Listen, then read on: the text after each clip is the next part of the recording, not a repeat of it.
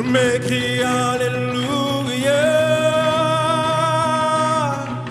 en présence de mes ennemis. Je m'écris Alléluia quand le doute m'envahit. Je m'écris Alléluia, mon âme est une mélodie. Oh,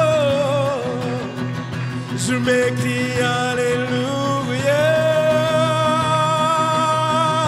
tu sais du combat pour ma vie. Je chanterai au milieu de la tempête. Avec puissance, je veux déclarer ma louange. De la poussière, l'espoir renaît. La mort est vaincue, le roi est vivant. La Bible déclare, je m'écris, loué soit l'Éternel, et je suis délivré de tous mes ennemis. Je m'écris Alléluia, tout mon être le tonneau. Je m'écris Alléluia, les ténèbres s'enfuiront. Je m'écris Alléluia, au milieu de l'incompréhension. Je m'écris Alléluia, de la peur nous triomphons. Et je chanterai au milieu de la tempête. Avec puissance, je veux déclarer ma louange. De la poussière, l'espoir renaît. La mort est vaincue, le roi est vivant. Est-ce que tu le crois ce matin? Je suis délivré de tous mes ennemis quand je m'écris Alléluia.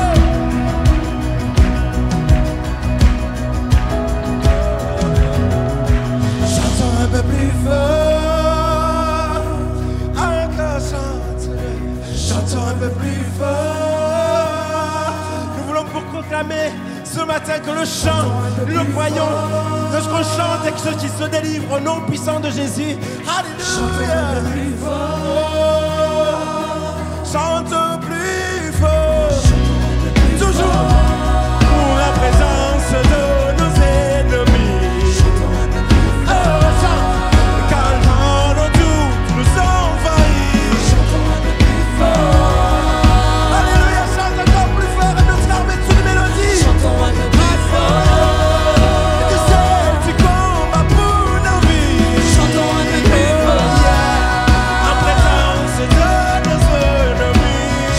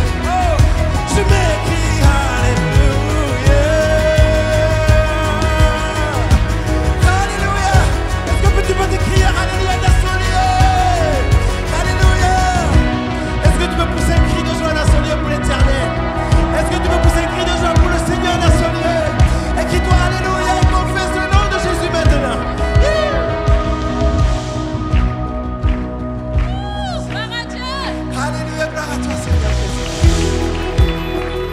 Alléluia, Seigneur.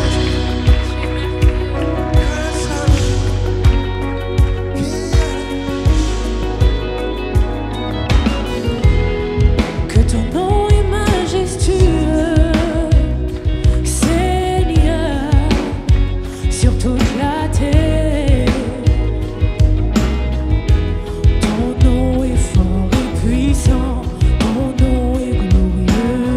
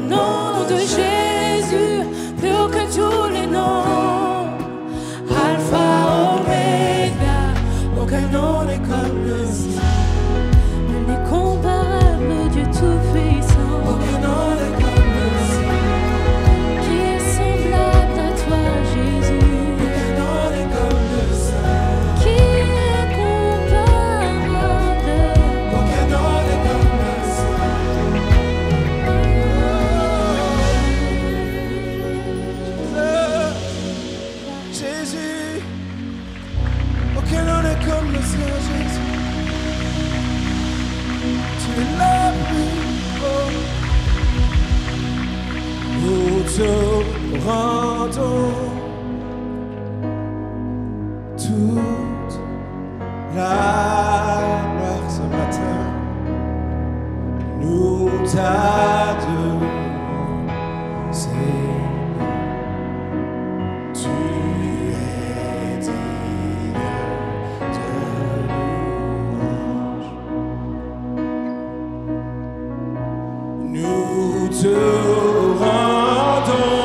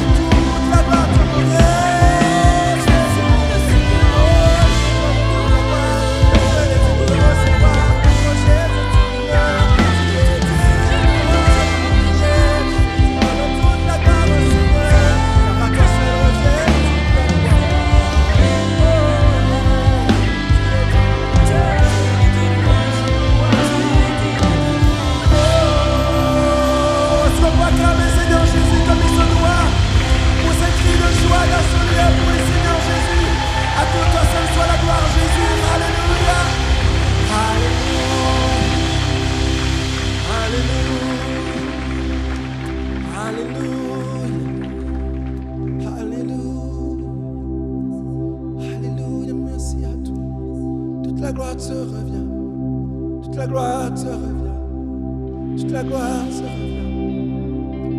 Alléluia.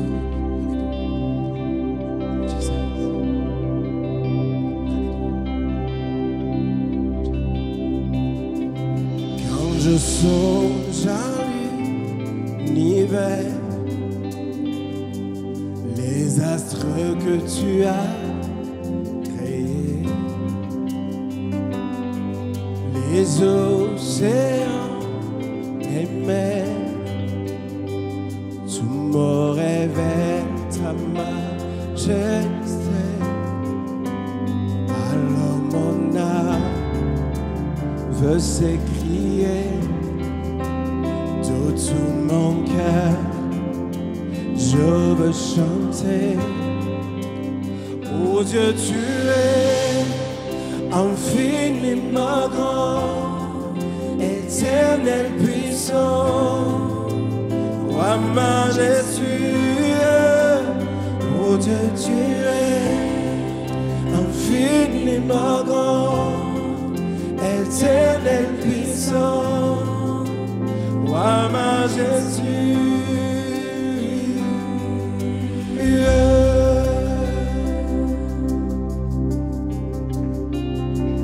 Quand je songe que tu m'as fait, que tu t'es révélé à moi,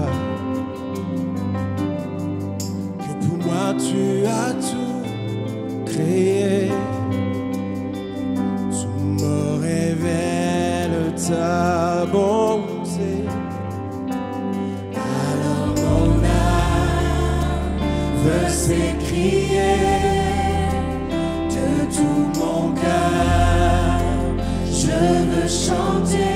Alors mon âme veut s'écrier de tout mon cœur, oh, je veux chanter.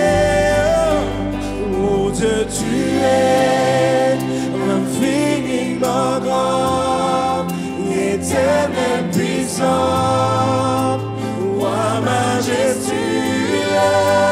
Oh Dieu, tu es infiniment grand, éternel puissant, roi majestueux. Oui, oh Dieu, tu es infiniment grand, éternel puissant, roi majestueux. Oh Dieu, tu es infiniment grand, éternel puissant, roi majestueux.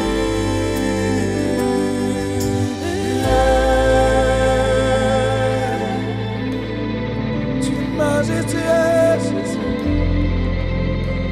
Tu es majestueux, Jésus. Rien de semblable à toi dans tout l'univers. Rien de semblable à toi sur toute la terre. Tu es majestueux, Jésus.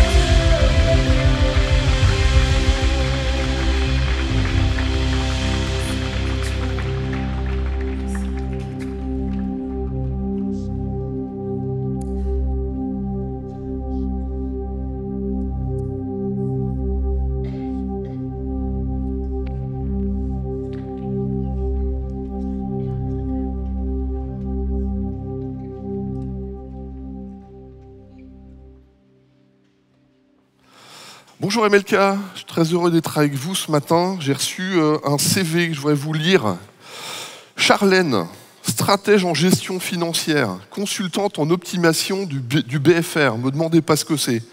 Fondatrice de Boost ton capital conférencière, ça claque, hein. C'est la responsable du parcours finance, qui est développé à MLK. Comment mettre vos finances à votre service pour booster vos projets en 2022. Elle n'est pas toute seule, elle est accompagnée avec Nathalie Carluer, avec Erika, avec Élise, avec Greta. Il y a tout un staff, il y a toute une équipe qui est là. Et quand vous voyez un tel CV, vous dites soit la fille, elle assure vraiment, soit elle la raconte. Et si vous faites le parcours finance, vous savez, mais je peux vous le dire, depuis 3 semaines, ce parcours est en place. Et la liste s'annonce des bénédictions, des gens qui renvoient des témoignages, des gens qui sont dans le rouge régulièrement à la banque et qui sortent d'un état de difficulté. Pourquoi ? Parce qu'il y a des compétences. Là, il y a des CV qui sont affichés. Et si vous êtes confronté à ça, si vous avez été touché à ça, quand il faut faire votre CV, c'est un peu technique. Qu'est-ce que je fais sortir ? Qu'est-ce qui est le meilleur de moi ? Il faut que je me vende, il faut que je mette les bons intitulés, les capacités, les aptitudes, les compétences, les qualités qui sont là. Puis on essaye de vraiment remplir les choses le mieux possible parce qu'on se rend compte que ça, c'est un moment qui va vite. Un CV, ça se lit en 20 secondes.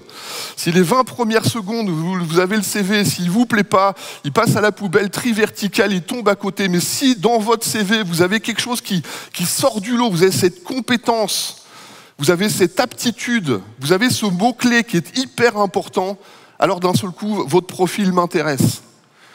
Et il y a 10 compétences qui sont les plus attendues pour les employeurs. Si aujourd'hui, vous devez faire votre CV, peut-être que certains ne les lisent même pas, on fait des rapprochements par mots-clés. Ce qu'on veut voir, c'est est-ce que ces compétences sont dans votre CV ?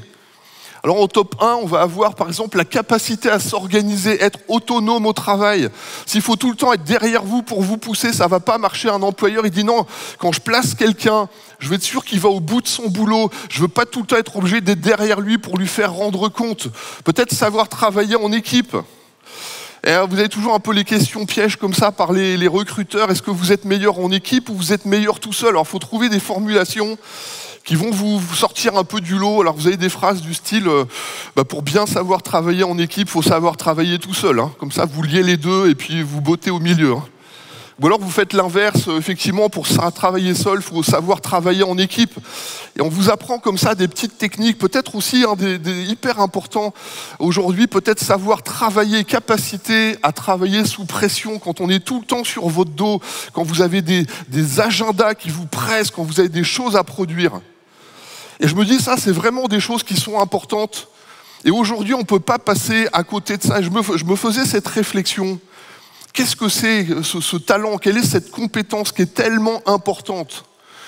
Alors peut-être une définition qui essaye de relier un petit peu toute chose, c'est la somme des savoirs, des savoir-faire et des savoir-être qu'on a développés dans notre vie qui sont suffisamment appris et expérimentés pour être utilisables dans tous les aspects de nos vies. Pas simplement dans le domaine professionnel, mais aussi dans le domaine privé. Vous savez, le relationnel, quand vous êtes bon au boulot, vous êtes souvent bon à la maison. Bon, c'est vrai que si vous demandez à ma femme, elle va vous dire qu'à la maison, je râle un peu. Je pense que je ne suis pas le seul. Est-ce qu'il y a des gens qui râlent à la maison, là ? Levez la main. Soyez vrais, là. Là, je vois des coups de coude et qui disent lève la main, c'est pour toi. Il y a même des mains qui c'est monsieur, il râle à la maison. Ok. Et je pense que là, il faut se rendre compte un petit peu des choses. Vous voyez, des compétences, on en a, des talents, on en a. Et en fonction de nos tâches qu'on réalise, en fonction des moments, et les talents, c'est pas juste des choses qui sont hyper artistiques, c'est vraiment dans tous les domaines de la vie. Des talents, il y en a dans le domaine sportif. Des compétences, on en a dans le domaine relationnel, dans l'artistique, dans le technique. Il y a des gens, ils ont des compétences extraordinaires en technique. Et je pense que ça, c'est vraiment important. Comment on peut trouver qu'on a un talent ou une compétence ? Alors, il y a quatre éléments qui peuvent peut-être parler de ça. Les 4 éléments, c'est la facilité. Quelqu'un qui a un talent, ça ne lui demande aucun effort. Pour lui, c'est hyper simple. Vous lui demandez un mécanicien, mon beau-frère, c'est un mécanicien de génie. Il regarde un moteur, il a tout de suite fait le diagnostic. On était avec Nathalie, on a eu un problème, on avait un bruit terrible. Je croyais qu'on allait se planter. Pour moi, c'était le cardan qui était en train de claquer là. Et mon beau-frère, il monte en voiture, il fait 50 mètres, il s'arrête, il dit « Je vais juste resserrer ta roue ». Je vous avoue franchement que j'ai pris une claque, je le regarde, je me suis arrêté, je lui dis « Comment tu peux comprendre ça juste en bout de 50 mètres ?» C'est le talent, hein. Il y a un moment donné, on sait ou on ne sait pas. Hein. Ça a été, juste pour la petite anecdote, on avait fait 650 km avec une roue desserrée. On était dans les montagnes d'Ardèche avec les virages, etc. On aurait pu se planter 50 fois, Dieu nous avait gardés, bon, alléluia. Mais je me dis quand même, Seigneur, lui, moi je roule, j'imagine, je me dis, un bruit comme ça, forcément, j'étais complètement à côté de la plaque. Facilité, plaisir. Les gens qui ont des talents, quand vous leur demandez de faire les choses, c'est pas « allez, on va y aller », c'est « oh, ok ». Et puis on sent le pétillant, on sent le plus, on sent les choses qui sont assez... on va s'éclater. S'il y a des comptables dans la salle, je ne sais pas s'il y en a, mais il y a des gens qui aiment les chiffres et qui aiment bien les regarder, gratter au centime près, et qui aiment trouver la virgule qui n'est pas bien placée pour dire « mais non, mais c'était facile, easy hein. ». Facilité, plaisir, reproduction. Quand on leur demande une fois, pas de problème, 2 fois, 10 fois, 15 fois, s'il faut le refaire 15 fois, ils savent le faire et puis ils recommencent sans râler. C'est pour monsieur là-bas. Sans râler, 10 fois. Et peut-être encore une autre fois, puis reconnu par tous, reconnu par les autres. Moi, vous voyez, je suis plutôt le profil, j'aime la cuisine. Si vous me demandez de faire à manger, je m'éclate, c'est facile, parce que j'aime ça, j'aime manger, j'aime les saveurs, j'aime partager. Et si on doit faire à manger, il n'y a pas de problème, il faut faire un repas pour 4, pour 5, pour 8, pour 15, il n'y a pas de souci. Ne me demandez pas de faire la vaisselle par contre. Hein. Ça s'appelle le partage des tâches. Je veux bien faire le début, mais à la fin, j'ai un peu plus de mal. Facilité, oui, reproduction, facile, et on est là, puis reconnu par les autres, et tout le monde me dit que j'ai le ministère de la Restauration. Je pense que c'est vrai. Et ça se voit pour moi. Mais quand vous passez ces éléments au crible et que dans votre vie personnelle, vous regardez un petit peu les choses, réfléchissez. Si dans votre vie personnelle, il y a quelque chose qui est facile pour vous, quelque chose qui, à un moment donné, vous fait plaisir. Et il y a vraiment une partie de paix, où c'est pas un effort, de reproduction, c'est-à-dire de cette capacité à une fois, 2 fois, puis ça se renouvelle facilement. Et cette capacité de reconnu par les autres. Si vous pouvez dire oui à ces 4 éléments, vous avez un talent. Un talent vrai, un talent reconnu, quelque chose qui est là, qui vous demande de le développer. Et pour développer un talent, c'est l'usage, hein. C'est pas en imaginant les choses, c'est vraiment pour dire ça, c'est bon, et puis je le fais 1 fois, je le fais 2 fois, je recommence et je recommence. La parabole des talents, Matthieu 25, voici ce que ça dit, voilà ce que la Bible dit. Ce sera en effet pareil au cas d'un homme qui, partant pour un voyage, appela ses serviteurs et leur remit ses biens. Il donna 5 sacs d'argent à l'un, 2 à l'autre, et au 3e 1 à chacun selon sa capacité, puis il partit aussitôt. Permettez-moi de vous dire, tu as un incroyable talent. Et j'affirme, tu as, chacun d'entre vous ici dans cette salle, chacun d'entre vous sur Internet, vous regardez, tu as un incroyable talent. Amen. C'est pas juste une expo, c'est pas juste comme ça, une exposition. Et j'imagine tout de suite quand je dis ça et que j'affirme le nombre de personnes qui dans leur cœur sont en train de dire « moi, je n'ai absolument rien reçu ». C'est souvent comme ça, hein. Il y a des talents, c'est facile. Puis d'autres qui disent non, mais qu'est-ce que j'ai reçu? Je fais le bilan de ma vie, je regarde les choses, Patrick. Puis je me dis non, c'est pas si simple. Quels sont les talents de ma vie? Et le nombre de personnes que j'entends qui à un moment donné dans leur vie disent moi j'ai rien qui me distingue. Je suis là, ouais, je fais des missions, j'ai des actions. Mais je peux te dire, Patrick, à la fin de la journée, à la fin de la semaine, niveau plaisir, pas terrible, facilité, pas vraiment. Puis c'est pas le moment. Et je voudrais juste vous dire, peut-être que ton talent d'aujourd'hui, c'est pas le bon moment, c'est peut-être pas le bon endroit ou le bon environnement. Si vous plantez un palmier au Canada, ça ne fonctionnera pas. Je suis sûr et certain, planter un palmier au Canada, c'est pas là qu'il va s'éclater, c'est pas là que vous aurez le plus beau. Par contre, mettez-le dans une zone aride, mettez-le dans une zone où vraiment le soleil tape, mettez-le dans un environnement où il est fait pour ça. Et alors là, d'un seul coup, ça fleurit, il est magnifique, il prend de l'envergure. Puis on voit vraiment ce palmier, on dit, il est vraiment... Parce que c'est là où il est fait pour ça. Mais vous faites l'inverse, hein, prenez un érable du Canada, mettez-le au milieu du désert ou mettez-le sur une zone, allez à Eilat ou à d'autres endroits, mettez-le là-bas. Je suis sûr que vous n'aurez pas le plus beau des érables, hein, ça sûr et certain. Hein. Et puis vous savez, la fameuse passage du vert au jaune, au rouge, flamboyant, etc. Vous n'aurez jamais cet érable-là. Il faut reconnaître son talent, trouver son talent. Où est-ce que tu es bon? Où est-ce qu'il y a quelque chose qui distingue ta vie, qui fait que ce que tu es, tous les autres le voient?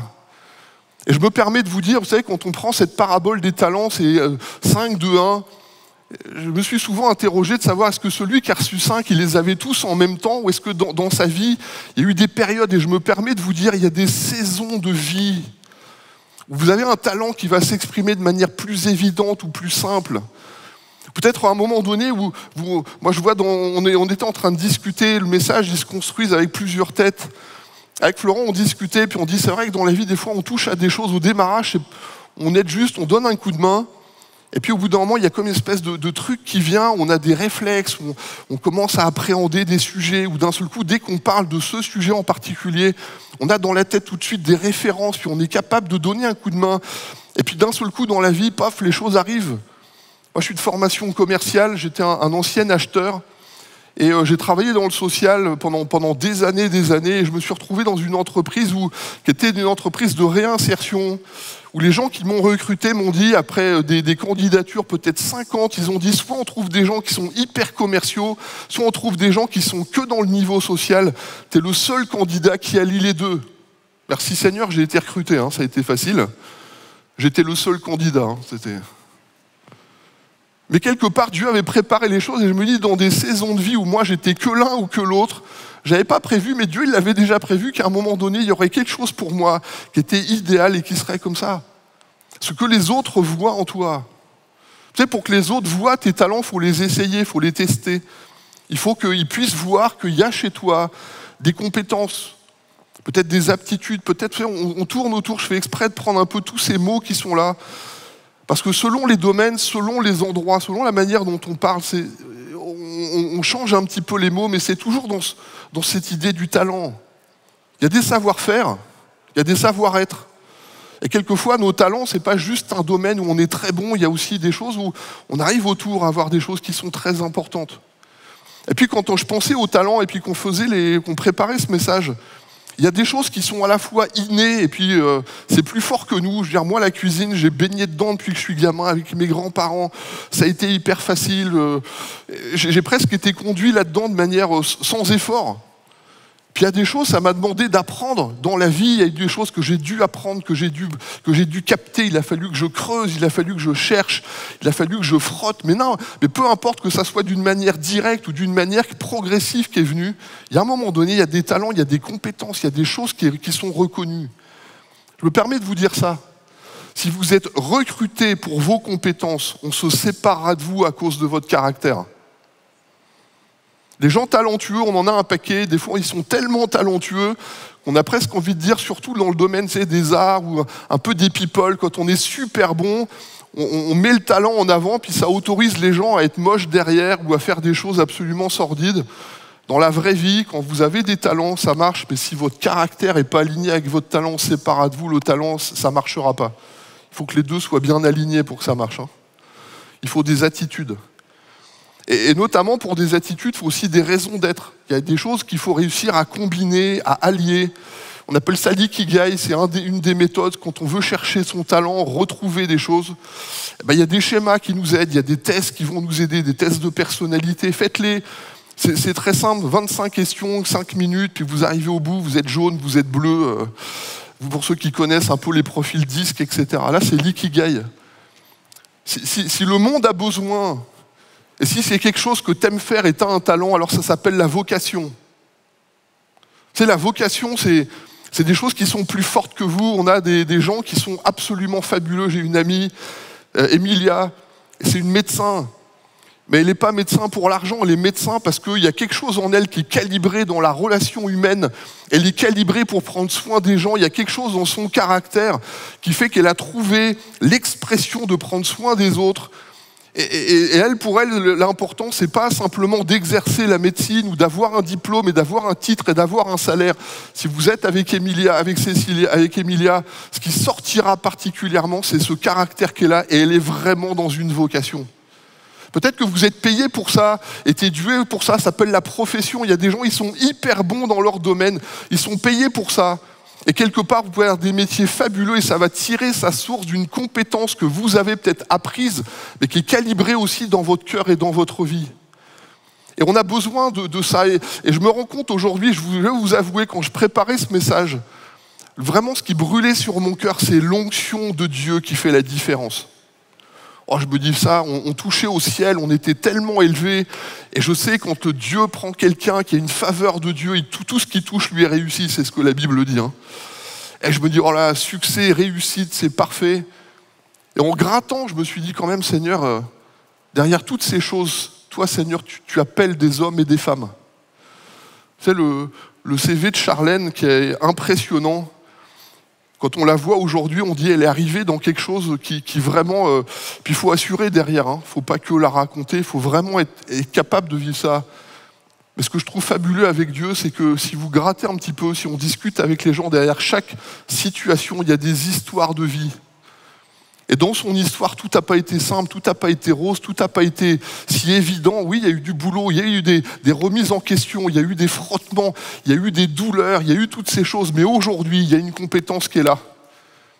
Et nous, aujourd'hui, je vous avoue, pour être pasteur depuis 25 ans, le nombre de fois où dans l'Église, il y a ce qui est spirituel et il y a ce qui est séculier. Et puis on ne mélange pas les deux. Et surtout, mélangeons pas les deux. Et je trouve ça dommage. Parce que la réalité, c'est que Dieu sait se servir de tout ce qui est en nous. Amen ou pas? Il n'y a rien qui est en moi que Dieu ne puisse pas se servir. Et je dois vraiment vous avouer que je pense qu'aujourd'hui, c'est hyper important. Je voudrais vous affirmer, je voudrais vous le dire. 100% des gens ont un appel. Tu as un appel de Dieu dans ta vie. Est-ce que vous pouvez donner un coup de coude à votre voisin puis vous dites, il y a un appel de Dieu dans ta vie? 100% des gens, 100% ont un appel de Dieu dans leur vie. Pas juste, vous savez, à la prédication, parce que souvent on élève... Non, il y a des gens qui sont dans leur ministère, dans un service, qui font du bien. Et je voudrais vous dire qu'il n'y a que 2 services qui existent dans la Bible, si vous regardez. Il y a un service vertical où on est tous appelés à adorer Dieu. Amen, alléluia. Vous auriez dû, Seigneur, on est tous appelés à adorer Dieu. Et on l'a fait, il n'y a pas que la louange, il n'y a pas que des gens, il n'y a pas que des musiciens, il n'y a pas que des chanteurs et des choristes. Nous sommes tous appelés à adorer celui qui est vivant, qui s'appelle Jésus-Christ. Et voilà un culte, voilà une adoration qui plaît au Seigneur. C'est le fruit de lèvres qui confessent le nom de Jésus. C'est pas une question d'exciter, c'est pas une question de gens qui font du bruit. C'est des gens qui, dans leur conscience et dans leur cœur, savent à qui ils s'adressent. Et quand ils parlent de manière très simple et hyper équilibrée, ils vont dire, moi, je connais celui qui a la puissance de la vie, c'est Jésus-Christ. Voilà une adoration qui plaît au Seigneur. Amen. Et le deuxième service est toujours en relation avec le salut des âmes, au bien-être, à la restauration. Si vous regardez dans la Bible, Jésus ne faisait que passer, les apôtres passaient. Il y avait des situations qui étaient brisées complètement, écrasées, et Dieu a systématiquement relevé. Je ne sais pas si vous imaginez qu'aussi bas un homme est tombé, Jésus va encore plus bas, il met sa main et il le relève. Et tous les services que nous avons les uns et les autres, quel que soit l'endroit où nous sommes, aura toujours à un moment donné ces 2 axes, l'adoration de Dieu et le salut des âmes. Et quand on prend soin d'une famille, quand on prend soin d'un cœur, quand on prend soin d'un homme, d'une femme, d'un garçon, d'un vieillard, de quelqu'un qui est posé dans la vie, qui est peut-être à l'opposé, le Seigneur est celui qui, dans toutes ces choses, se sert de nos compétences et de nos talents. 100% des gens ont un appel de Dieu dans leur vie. Je continue mon texte. Matthieu 25, verset 16. Celui qui avait reçu les 5 sacs d'argent s'en alla travailler avec eux et gagna 5 autres sacs d'argent. De même, celui qui avait reçu les 2 sacs d'argent en gagna 2 autres. Et celui qui n'en avait reçu qu'un alla creuser un trou dans la terre, cacha l'argent de son maître. Longtemps après, le maître de ses serviteurs revint et leur fit rendre compte. Et je vais vous poser cette question. Qu'est-ce que tu fais avec ce que Dieu t'a donné? Qu'est-ce que tu fais avec le talent que Dieu a mis dans ta vie? Qu'est-ce que tu fais avec cette marque que Dieu a mis en toi? Dieu nous a tous donné des dons, des talents, des capacités, des choses qui sont évidentes pour d'autres. Peut-être pour d'autres, c'est un peu plus flou aujourd'hui. Et on doit chercher, on doit trouver, on doit chercher à exprimer ses aptitudes, exprimer vraiment ces choses qui nous distinguent. Et je me permets de vous dire ça à tous. Tu es précieux, unique et irremplaçable. Tu es précieux, unique et irremplaçable. Et quand Dieu nous regarde, quand Dieu te regarde, quand le regard du Père se pose sur toi, il voit tes capacités, il voit tout ce qui est en toi. Dieu voit déjà ce qu'il peut faire avec toi. Dieu sait déjà là où il veut t'emmener, dans un contexte de vie où à cet endroit-là, il va prendre soin de toi, ou toi, dans ta vie personnelle, tu vas rayonner sur ceux qui sont à côté, pas simplement pour être plein pour toi, mais pour être débordant, pour que tous ceux qui sont à côté vivent cette grâce qui va se répandre et qui fait du bien. Amen. Et notre Dieu est celui qui donne ses capacités, ses personnalités. Vous savez, Dieu se sert même de nos caractères. Si vous regardez dans la Bible, le jour où il faut pleurer pour le peuple, il y a un Jérémie. C'est pour ça qu'on appelle ça les jérémiades. Des gens qui se plaignent un petit peu, c'est un peu plaintif, c'est un peu le mur des lamentations. Mais il y a un moment donné, il faut pleurer. Il y a des situations de vie où on n'est pas en train de se réjouir, on pleure. Dieu envoie un Jérémie, il y a un caractère qui est derrière. Quand il faut être un peu plus vif, Dieu envoie Élie, puis il secoue les gens. Allez, il faut qu'on se bouge, il faut qu'on y avance. Quand il faut organiser, Dieu envoie un Esdras ou un Néhémie. Quand il faut vraiment parler, puis sortir les choses avec la sagesse, Dieu envoie Salomon. Et puis il n'y a pas que les hommes, il y a aussi les femmes. Quand il faut sauver un peuple, Dieu envoie Esther. Amen. Et Dieu se sert de tout le monde. Et à l'endroit où tu es, il y a quelque chose à faire. Et autour de toi, il y a une mission. Et la mission, c'est pas juste des choses à faire, c'est des gens à toucher. La vraie mission, c'est toujours des hommes et des femmes. Et autour de toi, il y a des gens qui attendent qu'une seule chose, c'est que tu révèles cette grâce que Dieu a donnée. Amen. Et je me dis, Seigneur, ça, c'est vraiment bon. Qu'est-ce que tu as fait avec ce que tu as reçu? Est-ce que tu utilises les dons que Dieu t'a donnés? Est-ce que tu sais trouver ces éléments qui sont là, que Dieu va pouvoir vraiment porter? Est-ce que tu es le seul à profiter des talents de Dieu, ou est-ce que tu te rends compte qu'autour de toi, tu peux juste tendre la main? Tu as une mission, tu as des dons, tu as une mission. Qu'est-ce que tu fais avec ce que Dieu t'a donné? Et je vais vous dire que ce n'est pas si facile. Et je me permets de vous donner cette phrase de Theodore Roosevelt. C'est dur d'échouer, c'est dur de se tromper. On ne réussit pas tout. Oui, c'est dur de se tromper. Il y a quelque chose de pire que ça, c'est de ne pas avoir essayé. Dans la vie, se tromper, ça arrive toujours. Des gens qui ont réussi, si vous grattez un peu autour d'eux, ils vont dire qu'avant de réussir, ils se sont trompés quelques dizaines de fois. Si on a de la lumière aujourd'hui autour de nous, il y a un homme qui a passé non pas une fois, non pas deux fois, il a essayé 2000 fois pour réussir à faire une ampoule. Il a été persévérant là pour le coup, le gars. Je ne sais pas combien aurait échoué à la 5e fois pour dire je me suis trompé, je vais faire autre chose. Mais Thomas Edison, quand il a inventé l'ampoule électrique, il a échoué plus de 2000 fois avant de réussir. Mais il a réussi. Amen. Et moi je me dis, Seigneur, ça c'est vraiment bon, il a essayé. Et je me permets de vous dire, chacun d'entre vous, vous êtes l'empreinte digitale de Dieu. On est créé à l'image de Dieu. Et il y a en nous quelque chose qui ne vient pas seulement de ce qu'on est, un ADN humain. Oui, on est des hommes avec cet ADN, mais il y a quelque chose de plus fort. Il y a la présence de Dieu, il y a la marque de Dieu, on est fait à l'image de Dieu. Il y a quelque chose de divin dans chacun d'entre nous. Et lorsque le divin de Dieu se manifeste, alors tout peut changer. Vous êtes les acteurs du changement dans le monde aujourd'hui. Je ne sais pas si vous avez fait attention à la télé, dans tous les films, tous les comment on appelle ça ? Tous les policiers américains, quand ils font une arrestation, s'il y a une voiture, vous vérifierez ce que je dis. C'est une règle, ils mettent toujours la main sur le véhicule qu'ils arrêtent à l'arrière. Vous regardez, je suis sûr que vous n'avez pas fait attention à ça. Et ils mettent la main toujours, mais ils vont arrêter quelqu'un, ils font un contrôle, tac, ils mettent la main toujours à l'arrière de la voiture. Il reste quelque chose. Si jamais il y a n'importe quoi derrière, on pourra prouver qu'il était passé. Et là où Dieu passe, il y a cette empreinte de Dieu. Là où vous passez, il y a l'empreinte de Dieu. Dans les vies qui sont autour de vous, si vous mettez l'empreinte du talent que Dieu vous a donné, vous laisserez l'empreinte de Dieu dans toutes les vies qui sont autour de vous. Amen. Sauf quand tu râles, ça ne marche pas. Oui, il y a des choses qui sont là, puis il faut casser les schémas. Casser les schémas que dans l'Église, et je me permets de dire ça, je vais vous donner quelques témoignages. Je repensais à ça quand je préparais le message. Je pense à un garçon absolument extraordinaire, c'est un homme aujourd'hui. Et quand on prend les critères de l'Église, lis ta Bible, viens à la réunion de prière, si on prend des critères qui sont vraiment des critères que nous on appelle hyper spirituels, c'est pas le meilleur. Discuter de la Bible, réfléchir sur les sujets, la méditation, c'est pas son truc peut-être. Et puis il a un métier qui est tellement physique qu'il bâtit des maisons, il est plaquiste, et quand il doit bâtir les choses, c'est sûr qu'à la prière, c'est pas le plus fervent.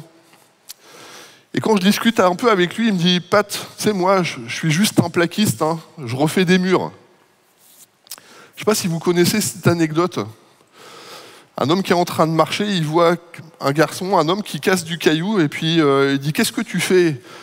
Puis l'homme se relève, il dit « Mais moi, c'est dur. Ben, regarde, je fais un métier, je fais que casser du caillou et ça sert à rien. Enfin, quand je suis là, c'est un métier, je suis comme un mineur, tout est compliqué. » Puis il avance, et puis quelques centaines de mètres plus loin, il en voit un autre qui fait la même chose et dit « Qu'est-ce que tu fais ?» Eh ben moi, je taille des pierres. Il fait la même chose, hein. Mais l'expression a changé, c'est pas tout à fait pareil. Moi, je suis pas un mineur, je suis quelqu'un qui taille des pierres. Puis il avance un petit peu plus loin, et puis il lui dit « Qu'est-ce que tu fais ?» Il dit « Moi, je bâtis une cathédrale. » Les mêmes métiers, les mêmes actions, mais trois compréhensions différentes. Il y en a un qui dit « Je casse du caillou » et l'autre qui dit « Je taille des pierres ». Et le troisième qui dit « Moi, je bâtis une cathédrale. » Et mon fameux David, c'est peut-être pas le plus percutant au niveau de la prière. Mais quand vous êtes dans son entourage, c'est un homme de valeur. La parole de David, quand il vous dit oui, c'est oui. Quand il vous dit qu'il est là à 8 heures, il est là à 8 heures. Quand il dit j'assure, il assure. Et puis quand David, il est présent, il n'a pas fait juste des prières ou des choses comme ça. Il a bâti 2 églises aujourd'hui. Et je rencontre des gens, ils disent « Moi, je suis maçon, qu'est-ce que je peux faire pour Dieu ? Parce que tu me dis des talents, Patrick, mais à quoi ça sert ? Moi, je suis qu'un gars qui met, vous savez, des parpaings sur des parpaings, c'est tout ce que tu fais. » Moi, je crois qu'il y a des choses qu'on peut faire pour bâtir des écoles. Amen ou pas ? Des centres sociaux. Il paraît qu'on a une auberge ici, fabuleuse, dans laquelle il y a une vision, c'est de prendre soin et de donner une deuxième chance à ceux qui ont été brisés par la vie. Il faut bâtir des choses, pas simplement, vous savez, avec des pierres, mais avec des valeurs. Et je pense qu'on a vraiment besoin d'avoir des hommes et des femmes qui aujourd'hui font des choses. Il y a des centres aujourd'hui pour les colos, il y a des centres chrétiens, il y a des maisons de retraite, il y a des centres qui sont à côté. Il a fallu bâtir ces choses. Je reviens de Saint-Lunaire en Bretagne.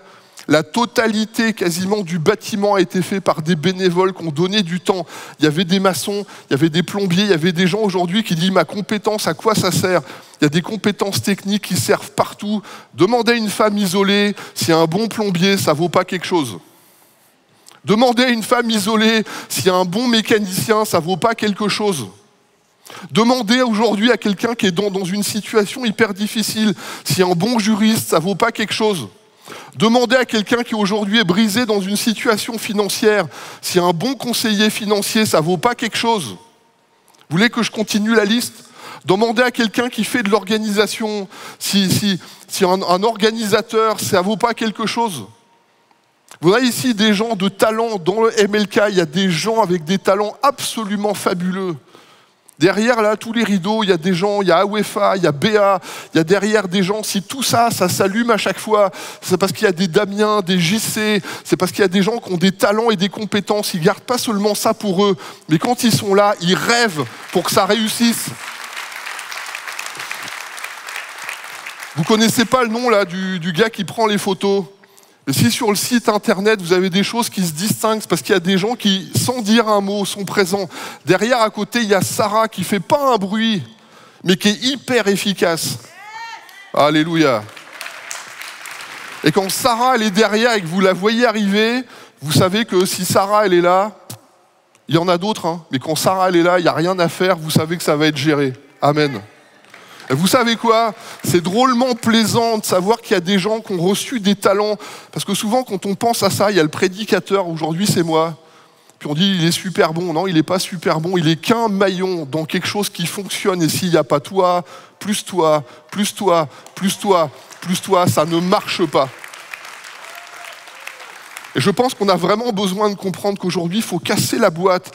Moi, je crois qu'aujourd'hui, je bénis Dieu pour toutes les équipes qui font les formations aujourd'hui, qui sont extraordinaires, avec lesquelles, si ça réussit, c'est parce qu'il y a tous ces gens-là qui travaillent. Chacun dans leurs compétences, chacun dans leur domaine. Un don réceptionné qui n'est pas utilisé, c'est du gâchis. Hein. Imaginez que Dieu donne des choses, puis on n'utilise pas ce que Dieu a donné, mais il dit, Seigneur, c'est pas possible, puis après on dit, il manque. Non, il manque pas. Dieu a donné. Il faut manifester, il faut chercher. Le potentiel, c'est de la puissance qui dort. Moi, le mot potentiel me pose question, parce qu'il y a du potentiel. Mais tant que ce n'est pas exploité, tant que ça ne se manifeste pas, tant que ça ne sort pas, à quoi ça sert? Seigneur, ça n'a pas de sens. Tu as donné à l'Église les talents les plus extraordinaires. Et Seigneur, il faut que ça marche. Et on a envie que ça fonctionne, Seigneur. Et j'aimerais vous dire à tous, utilise ce que Dieu t'a donné maintenant. Utilise ce que Dieu t'a donné maintenant, pas demain, pas après-demain. Trouve le moyen, demande aux autres. Et je le disais tout à l'heure, hein, si vous ne savez pas repérer les talents qui sont sur vous, grattez un petit peu, prenez du temps, cherchez, faites 2-3 tests de personnalité, demandez à votre entourage. Moi, j'aime beaucoup les Américains, parce qu'ils sont hyper encourageants quand ils sont là. Et puis quand je les rencontre, ils disent, en fait, je vois en toi quelqu'un qui est capable de faire ça. Et ils encouragent. Et si vous ne savez pas discerner les talents qui sont dans votre vie aujourd'hui personnelle ou ce qu'il peut faire, demandez à votre entourage autour de vous, il dit, écoute, quand tu me vois, quand on est ensemble, qu'est-ce qui fait que... Pourquoi tu restes mon ami depuis des années? Qu'est-ce que tu vois en moi? Qu'est-ce qui fait qu'aujourd'hui, qu'est-ce qui sort de ma vie? Je suis persuadé qu'après 2-3 entretiens très simples, vous allez avoir des gens qui vont dire, écoute, tu sais quoi, quand tu es là, il y a toujours une joie qui arrive. J'ai reçu une vidéo là je l'appelle ma fille adoptive là. Et en fait, c'est une boule de joie. Elle est là, elle danse, elle chante, elle est joyeuse. Et vous file, dès qu'elle est là, elle est toujours un petit peu, elle est hyper pétillante. Puis dès qu'elle est là, vous êtes dans son entourage et vous file le sourire. Vous en connaissez des gens comme ça autour de vous? Il y en a certains, ils vous volent votre joie. Vous les regardez, rien que sur leur visage, vous dites, oh là là, ouf, la journée va être difficile, hein. Alors il y a des rabat-joie, il y a des rabat-foi des fois. Attention aussi à eux, ils font mal aussi dans votre foi. Hein. Vous avez des gens, ils sont dans votre entourage, ils disent waouh, comme je disais tout à l'heure, il y a des gens, ils sont là. Elle m'a dit, tu le dis pas. Quand Béa, elle est là, vous savez que tout va rouler là. Ouf. Elle doit râler derrière là. Mais des gens, ils sont là, tac, vous savez que c'est bon. Et on a tellement besoin autour de nous d'avoir ces gens qui ont ces compétences et puis ces talents qui vous rassurent, qui vous donnent la pêche, qui vous disent ça va marcher. On a une comptable à MLK, elle est incroyable. À chaque fois, elle dit on va plus. Elle va toujours faire plus avec Dieu. Je ne sais pas comment elle s'y prend, mais là, c'est souvent les comptables et les gens qui gèrent les finances dans les c'est toujours oh, faut pas faire trop, faut faire toujours moins. Oh, on est un peu trop là. Mais ici, c'est avec le Seigneur, Dieu est dans l'affaire, on va faire plus. Et on fait toujours plus avec MLK. C'est un truc dingue, je ne sais pas comment il s'y prend, il y a vraiment une grâce de Dieu. Et je voudrais terminer avec cette phrase. Plus tu exerces les talents et les dons que Dieu t'a donnés, plus tu vas grandir dans la mission que Dieu t'a confiée. Plus tu vas utiliser le talent que Dieu t'a donné, plus ta mission va grandir et plus tu vas t'éclater dans la foi, dans le relationnel, plus tu vas voir que Dieu est à l'œuvre, plus tu vas te rendre compte que les choses elles sont vraiment là. Et encore une fois, c'est une question de cœur et de mentalité. Est-ce qu'on va développer la mentalité des 5 talents avec des gens qui disent aussitôt on va le faire fructifier? Ou est-ce qu'à un moment donné, on va enterrer ce que Dieu nous a donné? On n'ose pas toujours les initiatives, il y a toujours un petit peu de... On ne saisit pas toujours les opportunités, soit par manque de connaissances, soit par peur de ne pas réussir, soit d'imaginer que ça ne va pas aller au bout, puis on se dit « je ne peux pas me planter », soit parce qu'à un moment donné, on n'a pas le cœur pour ça. Et je pense à cet homme du talent unique qui avait un talent magnifique que Dieu a donné. Et je me dis, c'est pas possible qu'il ait été enterré que ce que Dieu lui avait donné. Vous savez, cette parabole, elle m'a longtemps posé vraiment question et elle m'a interpellé. Je dis quand même, Seigneur, t'es rude avec le dernier là. Le maître qui revient, qui prend le dernier, dit quand même, en plus ça, le maître le dit, il a remis à chacun selon ses capacités. Il avait moins de capacités, donc forcément, il savait peut-être moins comment utiliser ses talents. Pour moi, c'est un peu logique. Sauf qu'en fait, quand on réfléchit bien, on se rend compte que le talent porte en lui-même la capacité de se reproduire. L'enjeu, c'est pas sur toi. Hein. Ce que Dieu a donné, ce que Dieu a mis dans ta main, ce que Dieu a mis dans ton cœur, ce que Dieu a mis dans ta vie, quand tu utilises les talents de Dieu, le talent, il va se multiplier parce que quand Dieu est dans l'affaire, il y a toujours de la multiplication. Et en fait, nous, on prend que la pression, elle est sur moi, mais ce que tu as reçu de la part du Seigneur, si tu ne sais pas, mets-le au service des autres. Écoute, je ne sais pas comment m'y prendre, je n'ai pas encore les compétences de tout, mais voilà ce que je sais faire. Comment tu peux m'aider à développer le talent qu'elle a dans ma vie aujourd'hui ? Et je me rends compte que, véritablement, on a besoin d'être ensemble pour réussir. On a besoin de regard de chacun, on a besoin de chaque compétence, on a besoin de chaque talent, de chaque aptitude.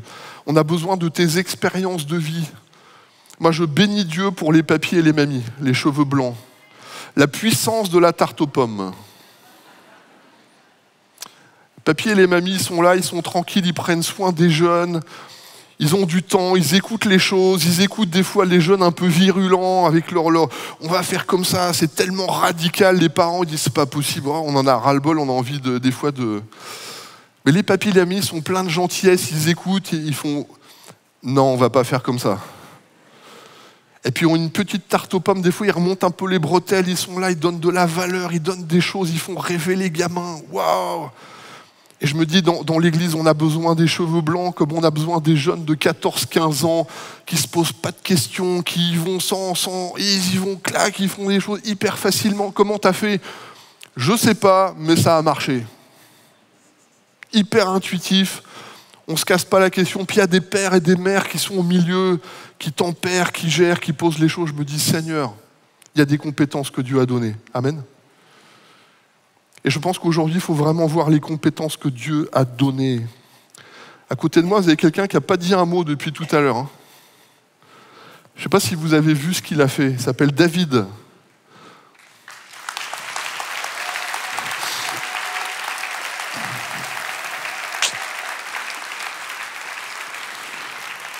Ça fait quelques années qu'on se connaît avec David, puisque je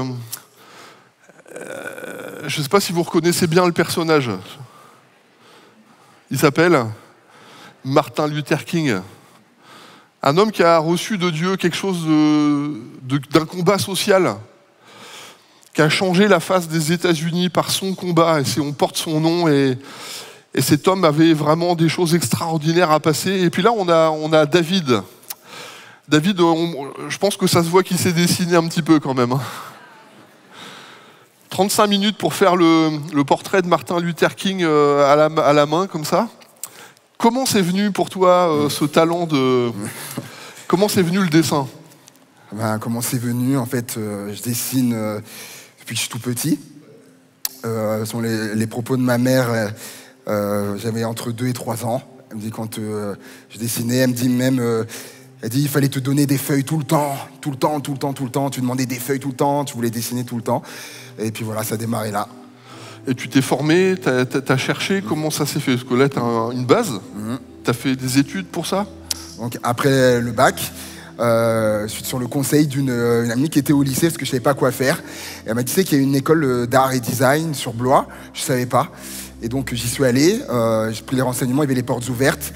J'ai fait le concours d'entrée, que j'ai réussi, et puis j'ai passé 3 ans là-bas, donc ça m'a donné en plus de ça des compétences. Amen, super. Alors moi je te connais parce que ça fait 15 ans qu'on se connaît. Il y a Pixar. Qu'est-ce que ça vient faire dans ton parcours de vie, ça ? C'est simple, dans les 3 ans que j'ai fait, donc j'ai eu des compétences dans le graphisme, l'édition, la publicité, et il y avait aussi une part après pour ceux qui auraient voulu pour l'animation, c'est ma d'animation. Et moi, à un moment donné, c'était clair, ah, c'est ça que je veux faire, cinéma d'animation. J'y vais, j'ai tout fait pour. Les portes s'ouvraient, ma directrice avait même fait du coup rencontrer un des dessinateurs de chez Walt Disney. Voilà, tout était lancé. Et puis, des choses ont pris un autre cours, on va dire. Ouais. Alors moi je te connais, hein. Pendant des années, tu n'as pas touché un crayon, il n'y a pas eu de dessin. Pourquoi? Oui, exactement, pendant 8 ans, de 2011 à 2019. Donc parce qu'entre-temps, j'ai reçu l'appel de Dieu pour le ministère. Et donc je suis parti me former à l'école biblique. Et puis, voilà, quand j'ai terminé, on me disait que tu vas être pasteur. Donc du coup, c'était devenu ça. Voilà, je vais être pasteur. Donc j'étais pasteur à fond. Et puis, en moi, quelque chose me disait que... Alors attends, bouge pas David. Ouais. David, c'est plus qu'un seul dessin. David, c'est tout ça. Ouais.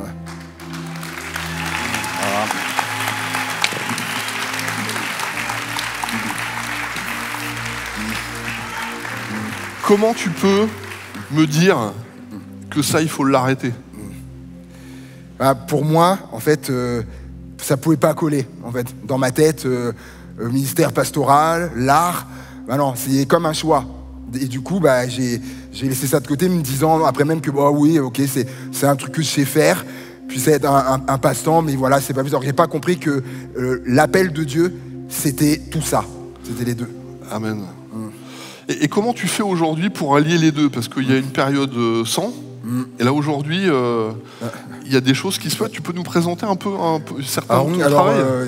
Comme j'ai dit, il y a le dessin, donc qui est de base depuis petit, c'est les animaux, etc., les portraits. J'ai donc été aussi formé dans le graphisme, l'édition, la pub, et tout ce qui est les images, les flyers, les affiches, c'était pour l'évangélisation des églises, pour placarder dans les rues, etc., les boîtes aux lettres, vraiment pour l'évangélisation. Le graphisme, c'est un peu plus derrière, donc pour les t-shirts, pour mon livre que j'ai pu sortir, grâce à une maison d'édition qui s'appelle les éditions MLK. Vous connaissez? Vous connaissez? Amen. Donc voilà.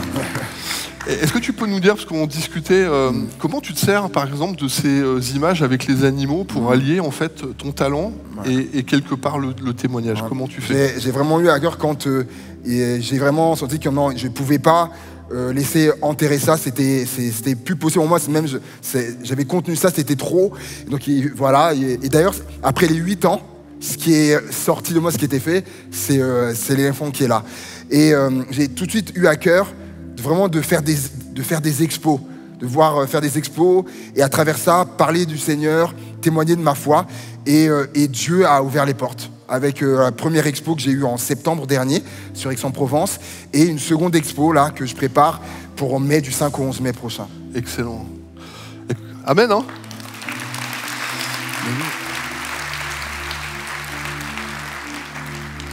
Je voudrais te proposer, David, et je voudrais vous proposer de ne pas enterrer votre talent. David, je le connais pendant des années, et il le dit, il n'a pas touché un seul crayon, alors que moi je savais ce qu'il était capable de faire. Je ne suis pas étonné qu'il arrive ici aujourd'hui. Et des talents, ce n'est pas juste artistique. Il y a des gens qui ont des compétences techniques fabuleuses, qui peuvent vraiment faire du bien, et qui peuvent aider. Il y a des gens qui ont des compétences relationnelles, sociales. Il y a des gens qui ont des compétences pour animer, pour gérer. Toutes ces compétences-là, Dieu en a besoin. L'Église en a besoin. Et je ne parle pas que de l'Église bâtiment, je parle de l'Église de Jésus-Christ, qui dans ce monde est appelée à rayonner de cette grâce que Dieu a donnée. Et je pense qu'on a besoin de déterrer son talent, peut-être de trouver le moyen d'exprimer le talent que Dieu nous a donné d'une manière renouvelée, pour dire, Seigneur, aujourd'hui, avec ce que je fais, je veux plus, Seigneur, je veux trouver le moyen de faire plus, Seigneur. Des formations, des choses qui sont là. Je pense qu'on a vraiment besoin de percer et de relier des choses que Dieu nous a données pour dire, Seigneur, je veux te servir avec ce que tu as mis comme empreinte digitale dans ma vie, Seigneur. Amen. Et je voudrais vous proposer qu'avec David, on puisse prier pour vous. Si vous avez reçu quelque chose de la part de Dieu, vous pouvez le nommer. Je vous demanderai, si vous voulez bien, si vous voulez qu'on prie pour vous, vous voulez bien vous mettre debout à votre place. Et puis on va faire monter une prière, on va vraiment demander à Dieu, dire Seigneur, comment tu vas te servir de mon talent? Peut-être que vous ne savez pas à quoi vous êtes bon, à quoi vous êtes doué. Peut-être que vous ne savez pas discerner la qualité que Dieu vous a donnée ou cette expression que Dieu vous a donnée. Ce n'est pas que les arts, ce n'est pas que des musiciens. Souvent on limite ça à quelques domaines de vie. Comment Dieu peut se servir de tes compétences professionnelles pour faire avancer le royaume de Dieu aujourd'hui? On va prier pour vous, David va prier pour vous. Je crois qu'il y a vraiment des choses où Dieu est capable de te prendre à ta place. Dieu est capable, vous savez, je regarde dans la Bible, il y a un homme, il s'appelle Saül, c'était un homme qui courait après les chèvres. Et Dieu l'a appelé pour être roi d'Israël. Au moment où Dieu l'appelle, parce que je sais qu'il y en a un paquet qui connaissent la Bible, au moment où Dieu l'appelle, il va devenir cet homme qui va être le premier roi d'Israël, mais il a pris un homme qui était de l'autre côté. Il a pris un berger qui s'appelle David pour en faire un roi. Et des fois on se dit, mais comment, c'était quoi la compétence de David? C'était un homme qui savait prendre soin du peuple. C'est un homme qui savait prendre soin. Et c'est pour ça, comme il fallait un berger pour Israël, Dieu a fait lever un berger. Et je crois que nous, on a des talents et des compétences que Dieu a donnés. Et on va prier pour vous tous. Si vous voulez bien, levez la main, puis on va dire à Dieu, Seigneur, aujourd'hui, ranime mon talent. Tu veux bien prier, David, s'il te plaît? Alléluia, Seigneur Jésus, Seigneur. Merci, Seigneur, pour ta parole, qui est plus tranchante qu'une épée à double tranchant, Seigneur, qui est efficace, qui sépare jointure et moelle, Seigneur, âme et esprit, qui vient au plus profond du cœur, Seigneur mon Jésus, comme une flèche qui atteint sa cible, Seigneur Jésus. Et merci, mon Dieu, pour ce qui a été partagé, Seigneur mon Dieu. Merci pour ce qui a été planté dans le cœur. Je prie que ça soit arrosé par la prière, que ça puisse germer, comme dit, oh, c'est toi qui fais croître, tu fais lever ça, mon Dieu, et que ça porte du fruit, 30, 60, 100, mon Dieu, pour le royaume de Dieu, avec un impact, mon Dieu, pour ton Église, pour le monde, pour les gens, Seigneur Jésus, pour le salut éternel. Tu vois ces hommes, ces femmes, jeunes, moins jeunes, qui se sont levés, éternel Dieu. Merci pour ce que tu as déposé en chacun. Moi, je ne sais pas, mais toi, tu sais très bien ce que tu as mis en eux. Et la Bible dit que tu as tout fait pour un but, Jésus. Et même ça, donc, tu l'as fait, tu as mis en eux ça pour un but. Peut-être certains sont là et ne connaissent pas le but. Ça va se faire progressivement, pas à pas. Merci de les bénir. Merci de les toucher. Merci de les inonder, merci de leur montrer, merci de leur parler, alléluia, merci de les aiguiser également, Jésus, qui rentrent, Jésus, dans ce qu'ils doivent faire, Seigneur, les choses qui brûlent dans leur cœur, peut-être certains qui avaient laissé enterrer, là aujourd'hui, ils déterrent ces choses-là, ça va briller pour la gloire de ton nom, merci pour ce que tu fais, Jésus, tout ce que tu fais est bon, parfait, Jésus, alors merci de répondre ton esprit, ta grâce, sur toutes ces vies, sur toute cette assemblée, dans le nom de Jésus-Christ. Amen. Oh, Amen. Alléluia. Alléluia. Sois le béni. Alléluia. Peut-être que vous n'avez pas fait attention, Jésus, je te remercie. mais en fait, quand vous êtes rentré dans ce lieu, est-ce que vous savez qui vous avez croisé? Sur le parking, vous avez les gens de la sécurité. Et puis tout de suite à l'accueil, vous avez eu l'accueil qui était là, qui vous ont dit bonjour, qui vous ont conduit peut-être dans cette salle. Si vous voulez reprendre place quelques minutes, peut-être vous avez des gens qui vous ont accueillis, puis ils vous ont montré le chemin. Et puis tout le lieu du chemin, vous avez des gens qui vous ont accueillis. Il y a des gens qui vous ont accueillis dans la salle qui est ici et qui vous ont montré des places libres, qui vous ont conduit dans ces choses. En bas, il y a les enfants, il y a MLK Kids, il y a MLK Belby, il y a toutes les équipes qui vont prendre soin de la crèche, qui vont prendre soin des petits, des moyens, des grands. Il y a MLK Ados, il y a des gens qui ont des programmes qui développent spécialement des choses en fonction des ados. Puis on sait que dans la partie ados, c'est pas toujours simple. Il n'y a pas que des animateurs, il y a aussi des professionnels, il y a des psychologues qui sont là. Pour gérer tout le bâtiment, il y a des gens qui ont des compétences techniques, il y a toute la sono, il y a toute la vidéo, il y a toute la louange, il y a des musiciens, il y a des placeurs, il y a des gens qui sont derrière, qui s'occupent de toute la technique, vous ne les voyez pas. Mais autour de vous, il y a plus de 100 personnes qui tous les dimanches servent MLK pour que les cultes se passent de manière correcte.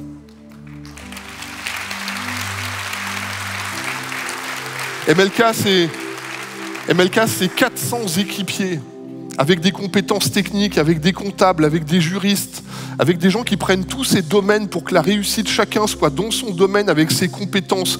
Et puis dès qu'on parle d'un sujet, il y a des gens qui sont hyper compétents. Dans le domaine des finances, il y a ceux qui sont là avec le point finance, il y a les formations, il y a des formations aussi pour la mission. Et tous les domaines sont couverts, il n'y a rien qui est là. Dans l'entretien, vous avez des gens qui sont incroyables, vous ne le connaissez pas. Moi, je l'appelle Passe-Partout, c'est le maître des clés, c'est Farid. Farid, vous allez peut-être le croiser, il est hyper discret, Mais je ne connais pas de quelqu'un plus efficace. Tu sais, quand il faut bouger la salle, il n'y a pas quelqu'un de plus efficace que Farid pour faire ces choses, mais ce n'est pas le seul. Les gens de l'entretien, si vous allez dans les WC, dans tous les sanitaires, à chaque fois, c'est des choses qu'on ne voit pas. Vous ne verrez pas forcément le personnel travailler. Mais si, quand vous êtes dans cette salle, vous vous sentez bien, c'est parce que chacun à sa place fait les choses de manière excellente. On fait toutes les choses pour Dieu. 400 bénévoles. Ce week-end, on va être 2500 à peu près. Il y a 100 personnes qui vont servir aujourd'hui, il y a 400 bénévoles. Et des talents, on en a besoin. Vos compétences que vous savez faire, l'Église en a besoin. Pas seulement l'Église MLK, pour tous ceux qui sont en ligne. Vous êtes des milliers dans l'Église locale à côté. Vous êtes dans des églises qui ne sont pas forcément de la taille des MLK, mais que vous soyez 50, 100, 200, 500, 2000. L'Église de Jésus-Christ a besoin de tous les talents que Dieu a donnés. Et pas seulement des adultes qui sont dans un rôle professionnel. Il y a des ados qui ont des qualités absolument extraordinaires. Amen. Et il n'y a pas que des ados et des jeunes, il y a aussi des gens plus âgés. Ils ont des expériences de vie, ils ont des contacts absolument hallucinants. Je donne un témoignage d'une église dans laquelle j'étais il y a quelques années en arrière. On a une mamie qui est là, Jacqueline. Et quand elle arrive à l'église avec ses petits gants, avec sa voiture, elle conduit sa voiture à 85 ans, 86 ans. Elle venait encore tranquillement égarer sa voiture. Et Jacqueline, on lui demande, Jacqueline, est-ce qu'on faisait une rencontre avec les ados, les jeunes et puis les aînés? Puis d'un seul coup, Jacqueline nous dit, moi, ça fait 65 ans que je marche avec le Seigneur. Je vois encore la tête des ados qu'on fait, 65 ans. Jacqueline, raconte-nous tes moments les plus extraordinaires avec le Seigneur. À elle seule, elle a fait la réunion tellement elle a raconté les merveilles de Dieu. Et dans les couloirs, à droite, à gauche, on croise des gens qui sont tellement riches de ces grâces que Dieu a données. On les croise et on ne sait même pas qu'il y a des mines avec des talents extraordinaires. Et le Seigneur, il dit, vas-y, prenez soin les uns des autres, priez les uns pour les autres. 2500 à MLK, il y a 400 équipiers. Je vous en prie, manifestez-vous. Vous avez le stand en bas, vous avez RH qui est là. Vous avez le stand vraiment pour vous recruter. Vous avez des talents, vous avez des choses, vous voulez chercher vos talents. On peut vous aider à les trouver. Mais travaillez pour le Seigneur. Amen. Alléluia. Je vais faire quelques annonces. Pendant que le culte est en ligne ici, pendant qu'on est ensemble, il y a toujours la ligne de prière, prière@mlk.fr. Faites connaître vos sujets, il y a toujours des gens qui sont là derrière. Les sujets sont repris, il y a toujours des gens qui prient, on prend tous les sujets, on va prier. Puis à la fin de chaque réunion, devant sur la droite, sur le côté qui est ici, il y a toujours les moments de prière qui sont organisés.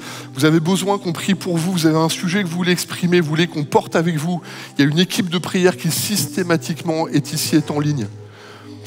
Il y a aussi les dons, on a besoin bien sûr de la participation de chacun. Je veux donner.fr.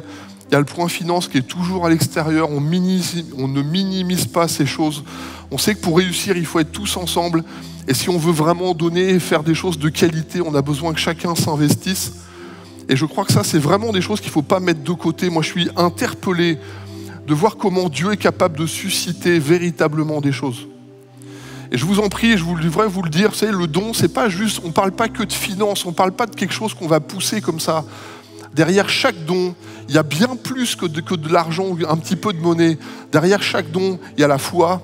Derrière chaque don, il y a la prière. Derrière chaque chose que vous faites, comprenez qu'il y a une participation pour que l'œuvre de Dieu se fasse. Personne dit amen. On tape des mains ensemble? Hey! Hey! Parce que Dieu est bon en tout temps. Amen.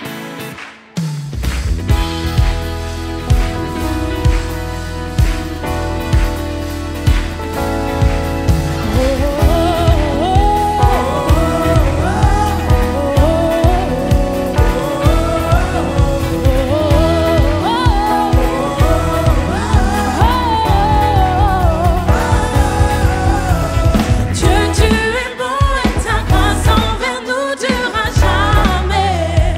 Dieu,